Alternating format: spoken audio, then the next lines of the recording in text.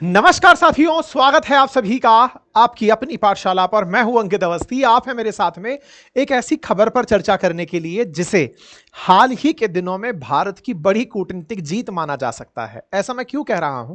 क्योंकि ट्रंप ने जब से दूसरा कार्यकाल शुरू किया है तब से लगातार भारत के साथ इनकी जो अनबन की कहानियां हैं वो अलग अलग तरह से निकलती आ रही हैं। शुरुआत में सोच रहे थे कि प्रधानमंत्री मोदी के मित्र हैं तो कुछ भारत हितैषी फैसले लेंगे, लेकिन इस मित्रता का इन्होंने ये कहते हुए कि प्रधानमंत्री बढ़िया नेगोशिएटर हैं, मेरे अच्छे मित्र हैं, उसके बावजूद हमें टैरिफ किंग से टैग कर दिया। चाहे भारत पाकिस्तान का मसला हो, पाकिस्तान को भारत के बगल में लाकर खड़ा कर दिया। लगभग 22 बार ये कह चुके कि भाई साहब मैंने इन दोनों के बीच सीज फायर करवाया। ये सारी बातें, और उसके बाद रेसिप्रोकल टैरिफ भी हम पर लगा दिया। ये सारी चीजें भारत के लिए लगातार अमेरिका से बैड न्यूज के तरीके से ही आ रही थी। लेकिन हाल ही में अमेरिका की तरफ से एक ऐसा तोहफा हमें मिला है जो निश्चित ही भारत और अमेरिका के बीच में थोड़े, कहते हैं ना, तल्ख होते रिश्तों पर पानी की ठंडी बूंदें मानसून में गिराएगी। ऐसा मैं क्यों कह रहा हूं?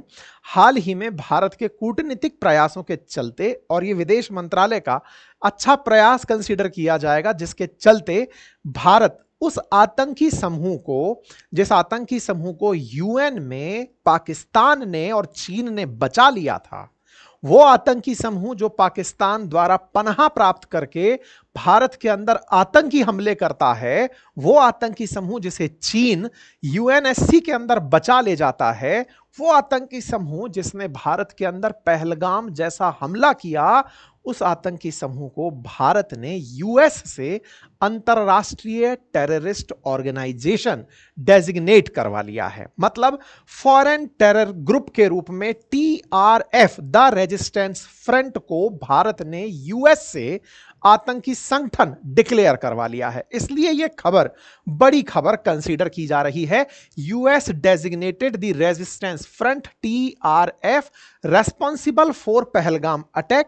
यूएस डेजिग्नेटेड, तो यूएस ने लेबल कर दिया है पहलगाम अटैक के अंदर टीआरएफ को एक टेररिस्ट ग्रुप के रूप में। अब आप में से कुछ लोग ये सवाल कर सकते हैं, इससे कौन सा कोई खासा फर्क पड़ जाएगा, क्या हो जाएगा ऐसा डेजिग्नेट करने से, और ऐसा भी हमने क्या प्राप्त कर लिया जिसके लिए हमें यह सूचना सुननी भी पड़ रही है।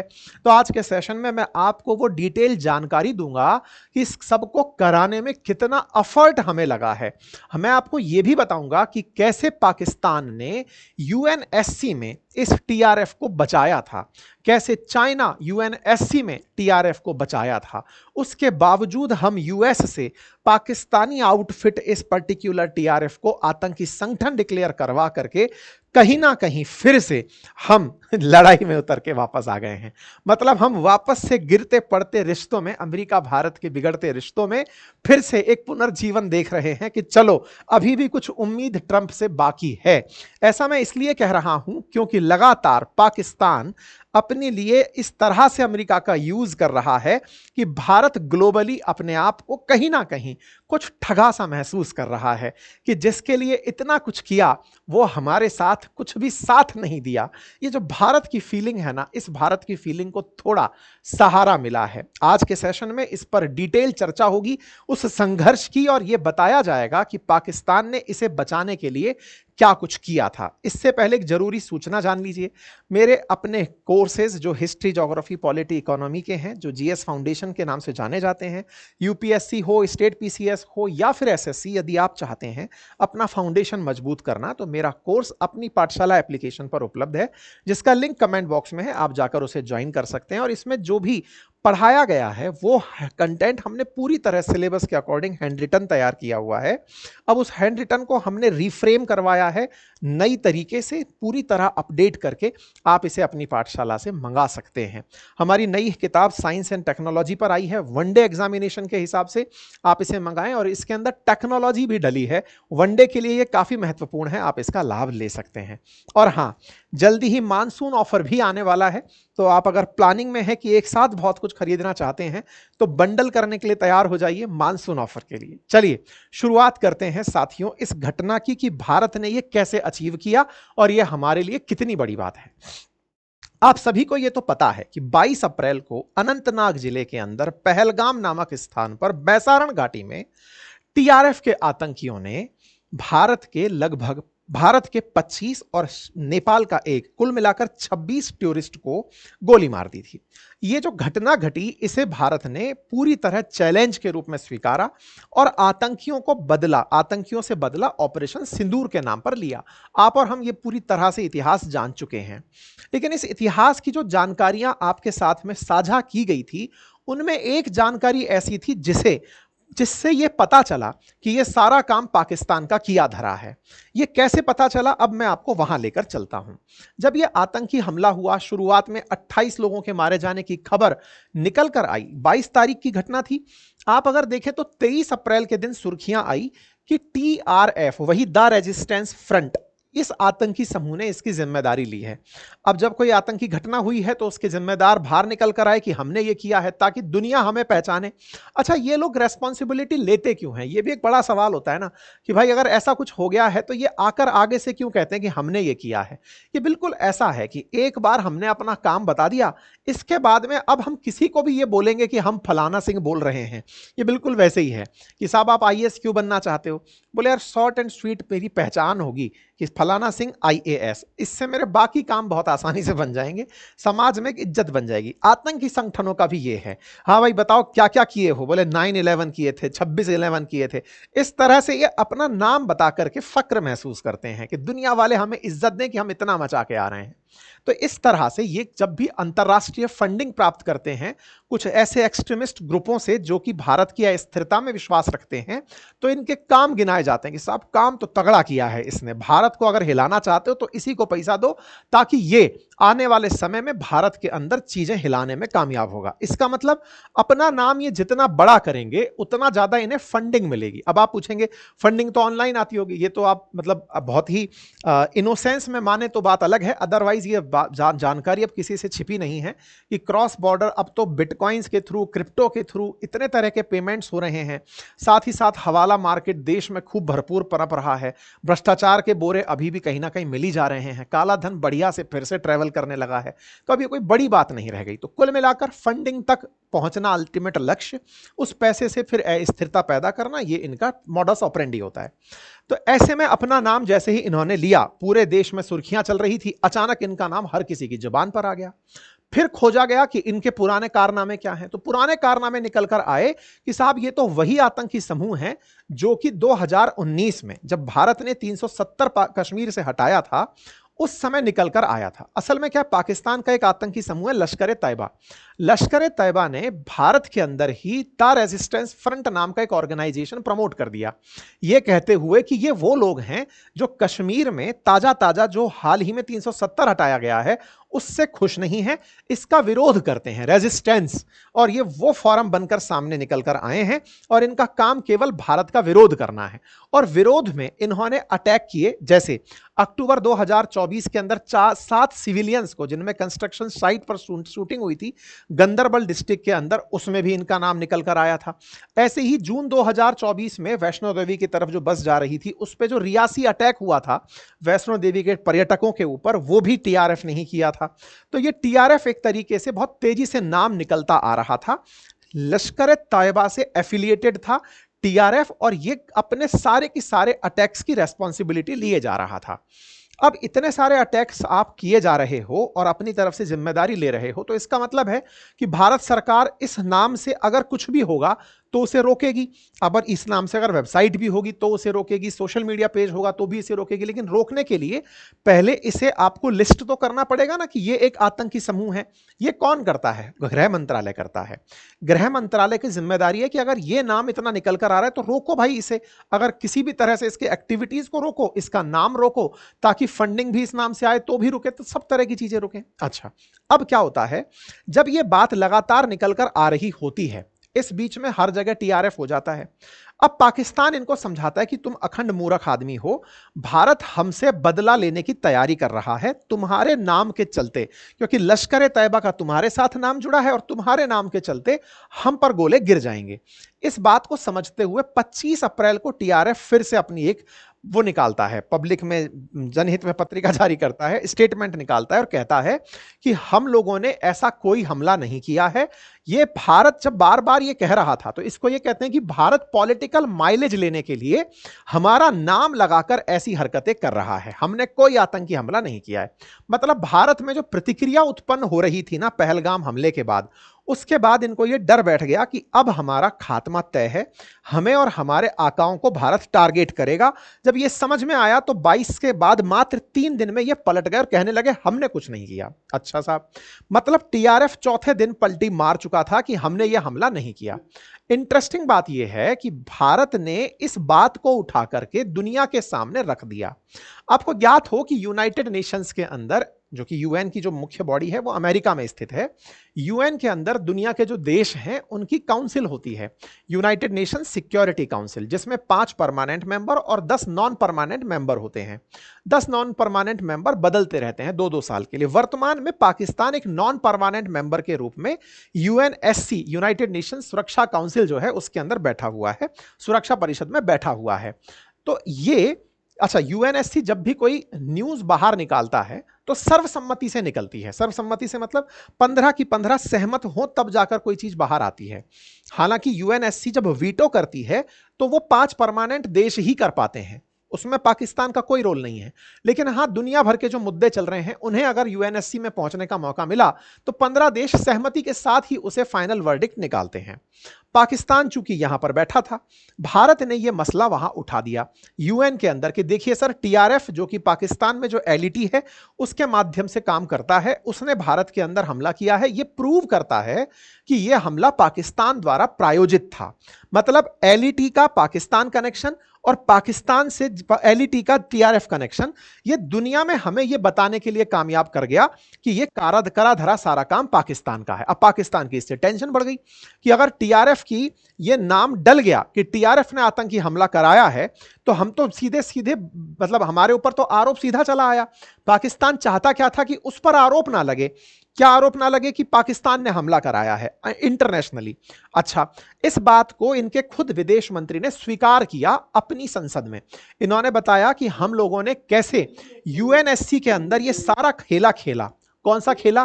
कि हमने वहां पर कहा कि देखिए, हमको टीआरएफ का नाम नहीं डलवाना है इस वर्डिक्ट के अंदर। दूसरा, आतंकी हमले में केवल पहलगाम नाम आया है, और जो ये पहलगाम नाम है ना, इसके पीछे जम्मू कश्मीर भी लिखवाइए। मैं आपको चाहता हूं कि आप इनका ये स्टेटमेंट पूरा सुने एक बार के लिए।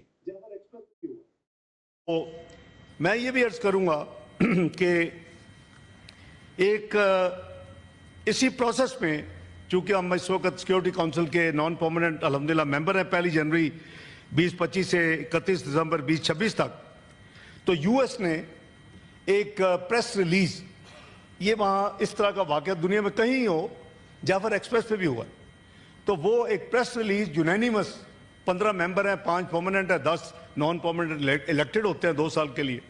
तो वो एक प्रेस रिलीज उन्होंने इसी सिस्टम के तहत दी, मुझे कॉपी मिल गई। उसमें पाकिस्तान के बिहाफ पे मेरे 2 इतराजात थे। एक, उसमें पहलगाम लिखा हुआ था सिर्फ, और दूसरा उसमें ब्लेम डाला गया था द रेजिस्टेंस फोरम।